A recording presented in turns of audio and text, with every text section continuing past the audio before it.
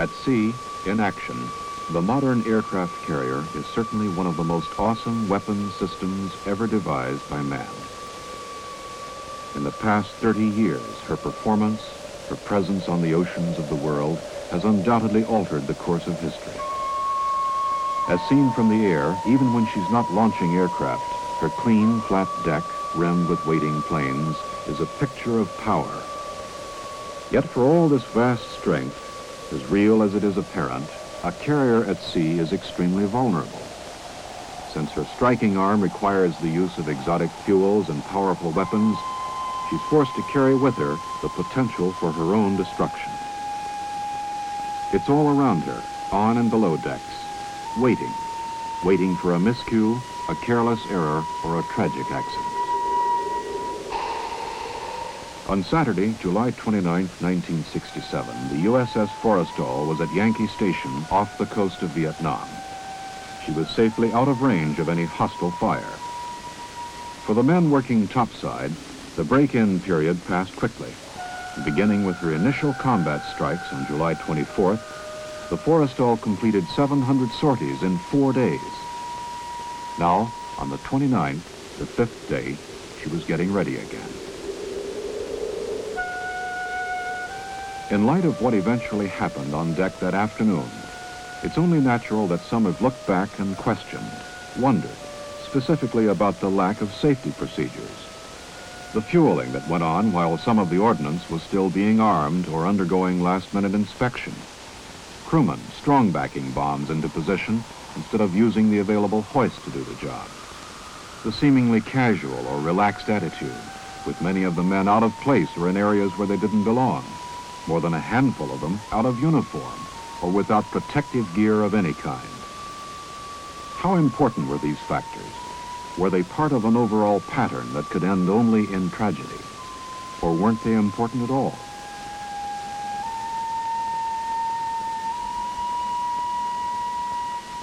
The chances are no one will ever know the full story. Even with written testimony, the passage of time has a way of veiling or obscuring important facts. In the Forrestal's case, however, there is another record, a visual one, recorded by Navy film cameramen and by a television or plat camera mounted on the bridge. During launch and recovery operations, it's not unusual for a carrier to use several plat cameras to record takeoffs and landings.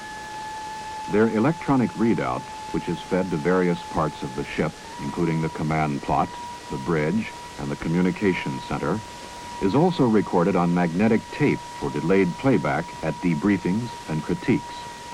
Using that visual record, let's go back now to July 29, 1967.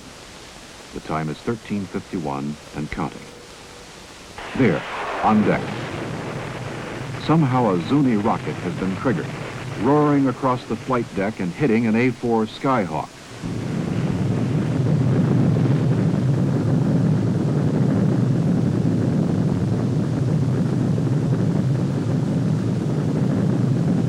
A sheet of flame from the A-4's ruptured fuel tank has enveloped the Skyhawk and her immediate neighbors.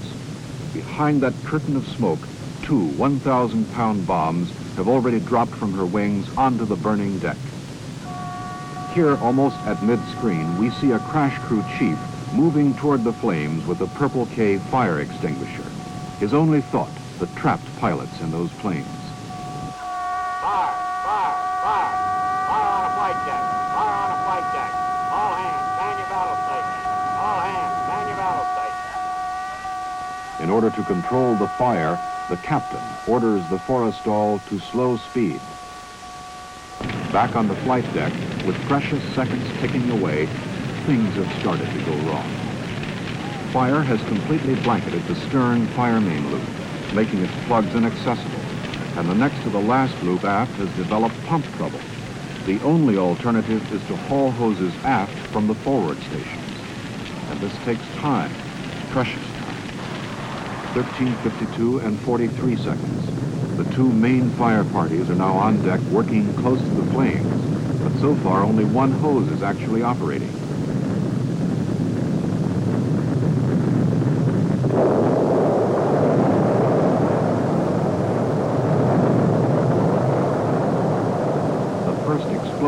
carries a message. The Forrestal is in deep trouble. It won't end here.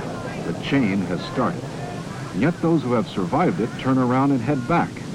There are buddies back there, and the chief with the purple K is dead.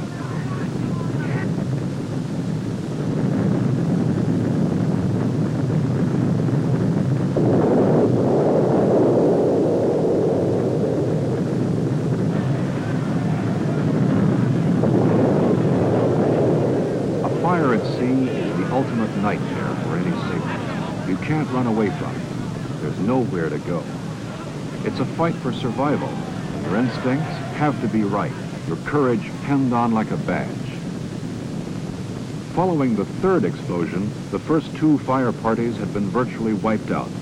The fire was now completely out of control. A great ship was on the verge of dying.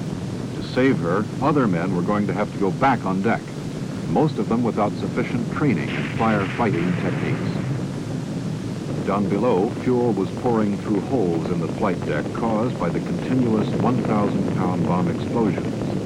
The fire had chased after the fuel, spreading quickly to the O3, O2, and O1 gallery decks and into the after end of Hangar Bay 3.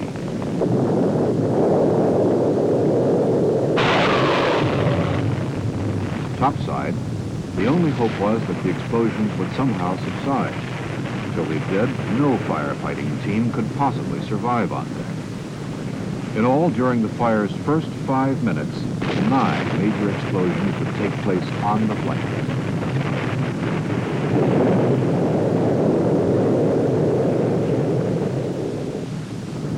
As the first of the injured were brought to safety in a sponson area, another relief party was already forming up. They knew what they needed most on deck, the foam hoses. For some unknown reason, one or more of the fog foam stations hadn't been initially charged. Some of the firefighters either didn't know that it was necessary to perform certain manual functions on the flight deck and hangar decks to get the foam systems operating, or they were injured or killed before they got to them.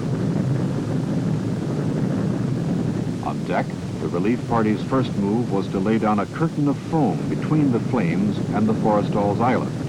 Once this buffer zone was established, some of the damaged planes could be moved to safety.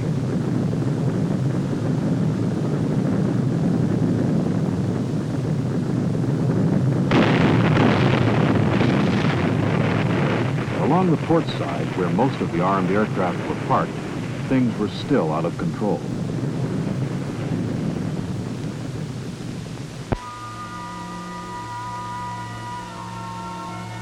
Trapped in close quarters, between a constantly exploding inferno and the edge of the deck, several men had no choice.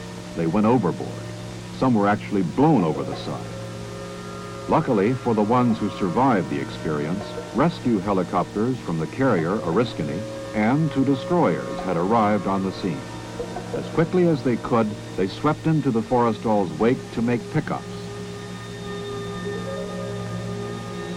Here, on the lower left-hand corner of the Platt camera picture, is further evidence of a successful team effort. Notice that a fog nozzle has been correctly brought into play over the heads of the firefighters to protect them as they work. Leadership and on-deck communications were early casualties of the Forrestal fire. Damage control and repair party personnel were often unidentified for long periods of time. As a result, when some of the more inexperienced people did lend a hand, they made several well-intentioned but nearly disastrous mistakes. At one point, close to the island, 2 water hose teams were working in tandem with the foam hose team. The end result, the water washed away the foam, and the fire continued blazing away.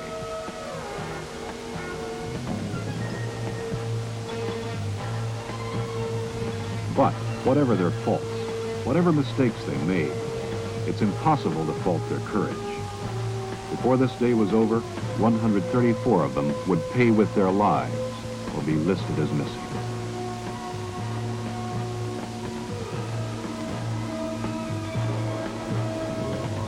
Due to the fire's suddenness and intensity, the sick bay filled up quickly with the injured. So quickly, in fact, that an emergency battle dressing station had to be set up on the forecastle. Less than an hour after the fire broke out, word came from Da Nang that the hospital ship Repose was on its way and would be there the following morning. Meanwhile, the two destroyers in the immediate vicinity took turns moving in to supply what they could and continued picking up firefighters who had gone overboard.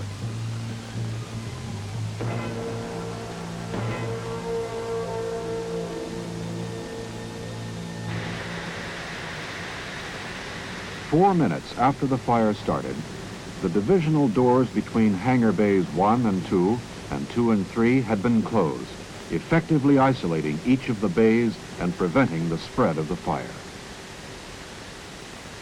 In hangar bay 3, the sprinkler system and some effective work with the foam hose kept the fire confined to the engine shop and the after end of the bay itself. Here, as everywhere on board, air group personnel and air department personnel, all men not assigned to any specific firefighting duties, pitched in to help. In those hangar areas still untouched by the fire, regular crew teams and all available personnel worked feverishly to bring aircraft topside and all the way forward on the flight deck.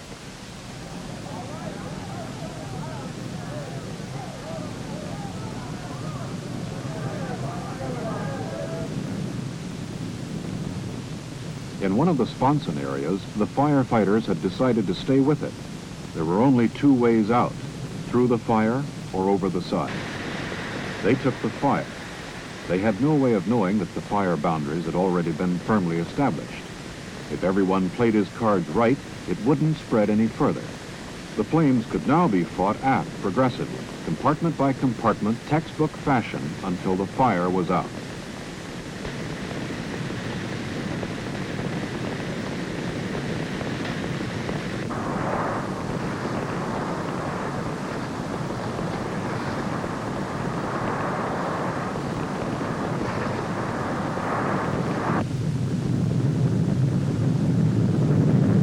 On deck, the first sign that the battle was being won was the presence of white smoke. Obviously, the foam and fog nozzle teams were doing an effective job. But here and there, several glaring errors were still being committed. Several hose teams had men who were without shirts or protective gear of any kind. A fuel tank explosion, close up, no matter how small, would have burned most of them to a crisp.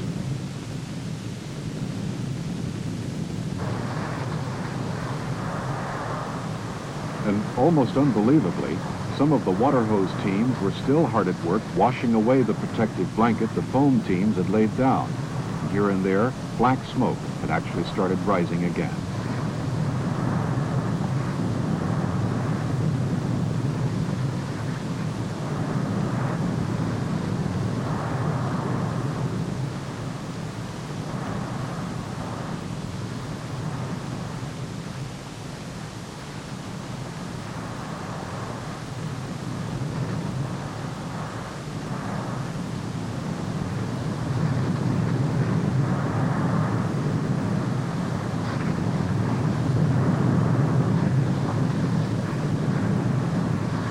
In the words of one observer, a veteran firefighter, there were times on the Forrestal when the men seemed to be using water for water's sake.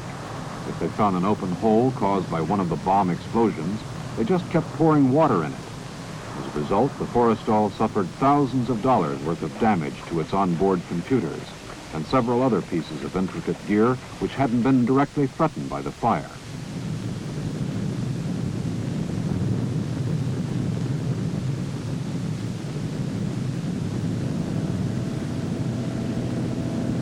By mid-afternoon, helicopters from the carriers Oriskany and Bonhomme Richard were arriving on deck with fresh foam and OBA canisters, and then taking the overflow of the Forrestal's wounded back with them to their sick bay areas.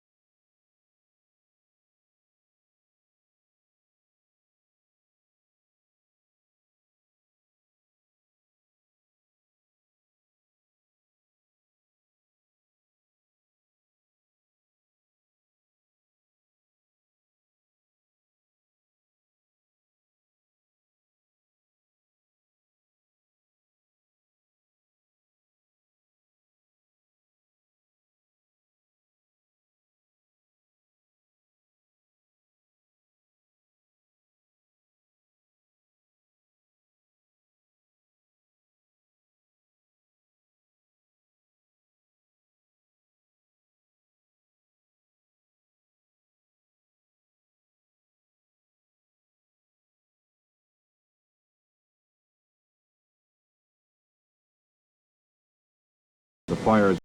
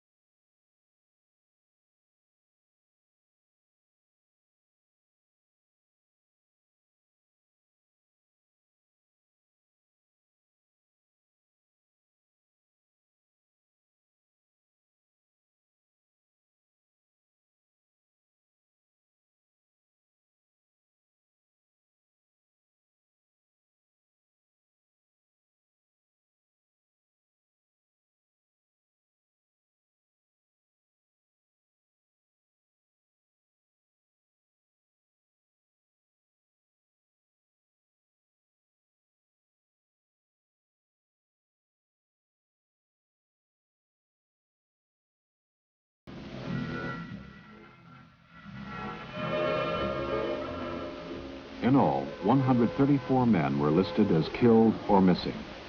Damage to the ship, exclusive of aircraft and other air equipment, was estimated in excess of $72 million. The Forrestal fire is a story of extraordinary heroism, trial and error under unbelievable pressures, and tragic death. It's a story that the Navy clearly would rather not live over again. So learn your firefighting techniques. Then relearn them. But learn them. Learn or burn, baby. Learn or burn.